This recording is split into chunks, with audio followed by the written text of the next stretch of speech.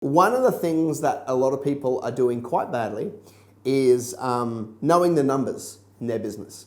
And so many small businesses literally don't see value in tracking numbers. And yet, you know, if you go to big business, right, if you go to the Australian Stock Exchange, the top 200 companies, every single one of those companies is having monthly board meetings, making decisions around numbers with their chairmen, executive, non-executive directors, all of those people in a room every month, planning through, you know, the numbers, like reporting on what's taken place, forecasting forward.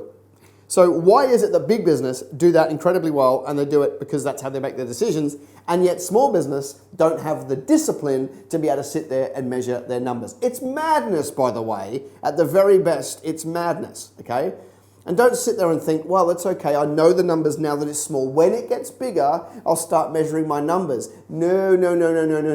That's like putting tomato seeds in the ground and expecting oranges down the line, okay? That's a bad idea. You need to have the discipline now so that you are the kind of business person that can be trusted with the bigger business that you are aiming for, all right? So here's an interesting thing that you could do super quickly each month to start to make educated decisions. All right, so we have, let's call this a profit and loss, okay? We're talking here about accounting and knowing your numbers. On a typical profit and loss statement, we have a few different sections, okay? The top one, obviously, being income, okay? And then you'll have a number over here. Now, you may have that broken down into multiple departments, right? We have about 5 business units inside our company, and so we report the income of those independently. Why? Because I want to grow them independently, because the compound effect of growing 5 small areas means the top line revenue of the company grows exponentially, okay? So we got some income up in this place, all right? You guys are awesome. Make sure you share up the show. And then after income, we have COGS, all right? Cost of goods sold, okay? So you have some line items and you have an amount. Cost of goods sold are the variable expenses that you incur, and you only incur them as a result of making that income, okay? So these two are intrinsically linked. These are costs that you only occur, they're variable, meaning that if you didn't turn over any money for the month, you wouldn't have these expenses, okay? These are linked to the fact that you did that work and made the income, okay? So they're variable. Underneath there, you'll have your general expenses, and you'll have a whole bunch of items, and then you will have a total. General expenses are fixed expenses, right? Like rent. You'll be paying rent whether you make any money this month or not. Phone, you'll be paying for your phone, you know, full-time wages, they're all going to go in here and so forth, right? So, you know, your internet, your business coaching costs and things like that, right? They're all going to go in here. And then at the bottom, you either get a profit or a loss, okay? And so here's what's interesting for me. You can pull this report out of your accounting program in 2 minutes, okay? And you should. But what I like to do as a really quick hack to get benchmarks in my business is, and you can do this from your software accounting program too, you don't even really have to go and create it, but you want to start to get percentages, right? Percentages column.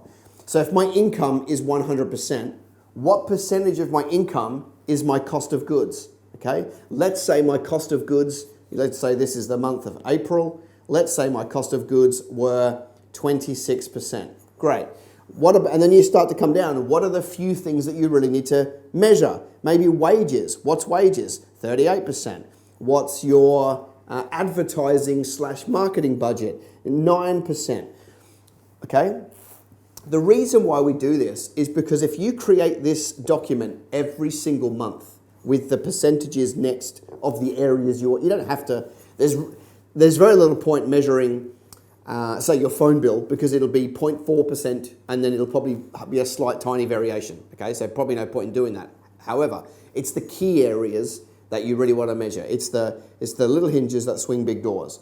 And then can you imagine your business if every single month you sat down, you know, and instead of watching some really bad YouTube video that makes you giggle, right? Some cat video or some complete waste of your life, you know, instead of doing that for 5 minutes, you actually sat down and looked at this month versus last month versus the month before versus the month before? What if you printed this document and had it in a folder and you actually monitored them every single month?